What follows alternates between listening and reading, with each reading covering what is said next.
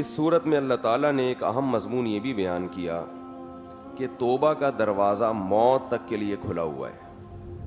قل یا عبادی الذین اسرفوا علی انفسہم لا تقنطوا من رحمت اللہ. اے وہ لوگوں جو اپنے نفس پر زیادتی کر چکے ہو, گناہ نہیں, گناہ سے بھی بڑھ کر چیز, بہت زیادہ گناہ کر کر کے اپنے نفس کو ہلاک کر دیا ہے, تو اللہ فرماتے ہیں لا تقنطوا من رحمت اللہ, اللہ کی رحمت سے نا امید مت ہو. کیا مطلب کہ گناہ کر کر کے اگر ہم تھک گئے ہیں تو نا امید نہ ہو, ابھی بھی اللہ ہمیں جنت میں لے جائے گا, یہ مطلب نہیں ہے.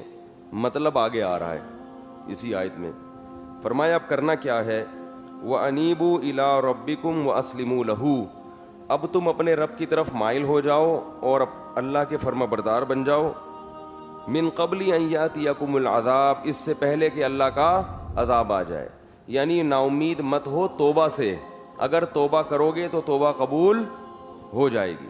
لوگ کیا کرتے ہیں کہ گناہ ہو رہے ہیں, کوئی بات نہیں, اللہ کیا ہے, بخشنے والا ہے, مہربان ہے. اللہ نے کہا کہ نا امید مت ہو, تو ایسے لوگوں کو اللہ نے نا امید کیا ہے جو توبہ کرنے کے لیے آمادہ نہیں ہے, توبہ کا ارادہ نہیں رکھتے. امید ان لوگوں کے لیے ہے جو توبہ کرنا چاہتے ہیں, اور توبہ نام ہے آئندہ کے لیے عزم کرنا کہ آئندہ میں یہ گناہ نہیں کروں گا. فرمایا انیبوا الی ربکم واتبعوا احسن ما انزل الیکم من ربکم, اور اتباع شروع کر دو اس کتاب کی, اس کے اچھے اچھے احکام کی جو تمہارے رب کی طرف سے تم پر نازل کیا گیا ہے. یعنی اب تک جو ہوا ہو گیا, آئندہ کے لیے اللہ نے جو احکام قرآن مجید میں دیے ہیں ان کی اتباع کرنا شروع کر دو. من قبل ان یاتیکم العذاب بغتۃ وانتم لا تشعرون, اس سے پہلے کہ اچانک تم پر کوئی عذاب آئے اور تمہیں شعور بھی نہ ہو, پتہ بھی نہ چلے. بسا اوقات انسان کے ساتھ حادثہ ہوتا ہے جو موت کا سبب بن جاتا ہے, اور انسان پہلے سے موت کے لیے تیار نہیں ہوتا, تو بتایا جا رہا ہے کہ توبہ میں جلدی کرو. اس امید پہ مت رہو کہ میں ابھی جوان ہوں, بڑھاپے تک مؤخر کر دیتا ہوں, ابھی بوڑھا ہوں, ابھی اور بھی بوڑھا ہو جاؤں گا. تو اللہ فرما رہے ہیں کہ عذاب آتے ٹائم نہیں لگتا اور پتہ بھی نہیں چلے گا, اور فرمائیں کہ جب عذاب آئے گا یا موت کا وقت آئے گا تو پھر کیا کنڈیشن ہوگی تمہاری, اس کو بیان کیا ہے.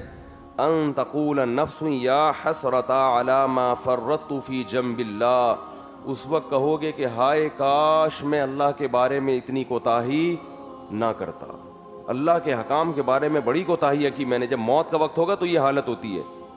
وَإِن كُنتُ لَمِنَ السَّاخِرِينَ, اور میں اللہ کے حکام کو سنجیدگی سے لیتا ہی نہیں رہا. اللہ نے حکم دیا نا, سود سے بچو, داڑھی رکھو, نماز قائم کرو, والدین کی اطاعت کرو, رشتہ داری جوڑو, ان حکام کو ہم سیریس بولو بھائی لیتے ہی نہیں. پڑھ لیں گے, کر لیں گے, ہو جائے گا, بس یہ چلتا رہتا ہے حساب کتاب.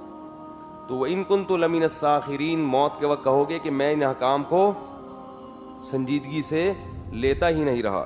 او تقولا, فرمایا پھر پتہ ہے کیا کہو گے. پہلا جملہ تو یہ ہوگا کہ کاش میں نیک بن جاتا, اور کاش میں سیدھے راستے پہ چلتا, اور میں اللہ کے حکام کو سنجیدگی سے لیتا. سنتے تھے علماء سے, سنتے تھے ایسا بھی ہوتا ہے, اچھا ہوتا ہے, کوئی نماز پڑھ لے تو ثواب ملتا ہے, نہیں پڑھے تو گناہ کا خطرہ ہوتا ہے, سنتے تھے, مگر اس کو سیریس بولو بھائی نہیں لیا. فرمایا دوسرا جملہ کیا نکلے گا, لو ان اللہ ہدانی لکنت من المتقین, اگر اللہ مجھے سیدھے راستے پہ چلا دیتا تو پرہیزگار بن جاتا. اللہ نے تو چلایا ہی نہیں.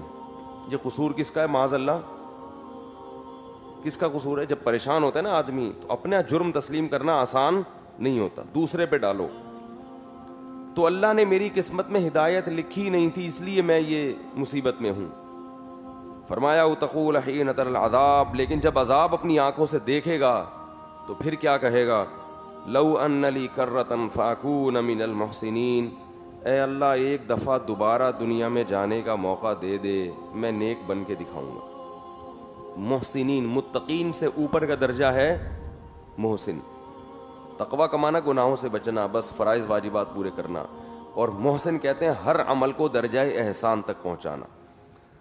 اے اللہ ایک دفعہ مہلت دے دے, صرف متقی نہیں بن کے دکھاؤں گا بلکہ ہر چیز میں درجہ احسان تک پہنچوں گا. تہجد ہوگی تو ہوتی چلی جائے گی, تلاوت ہوگی تو ہوتی چلی جائے گی, صدقات و خیرات تو کرتا ہی چلا جاؤں گا.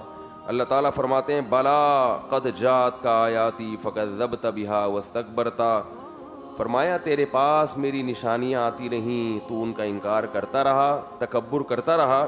وَكُنْتَ مِنَ الْكَافِرِينَ وَيَوْمَ الْقِيَامَةِ تَرَى الَّذِينَ كَذَبُوا عَلَى اللَّهِ وُجُوهُهُمْ مُسْوَدَّةٌ. فرمایا ان کے چہرے قیامت کے دن سیاہ ہوں گے, سیاہ, دوبارہ مہلت نہیں ملتی. تو اس لیے بھائی ہمیں اپنے اعمال کا جائزہ لینا چاہیے کہ توبہ کو ہم مؤخر نہ کریں. توبہ کن چیزوں سے ہوتی ہے؟ کبیرہ گناہوں سے. ان تجتنبوا کبائر ما تنہون عنہ نکفر عنکم سیئاتکم. فرمایا اگر تم کبیرہ گناہوں سے بچو گے تو چھوٹی موٹی خطائیں ہم, بولو بھائی, معاف کر دیں گے. تو کبیرہ گناہوں سے بچنا کیا ہے؟ ضروری ہے.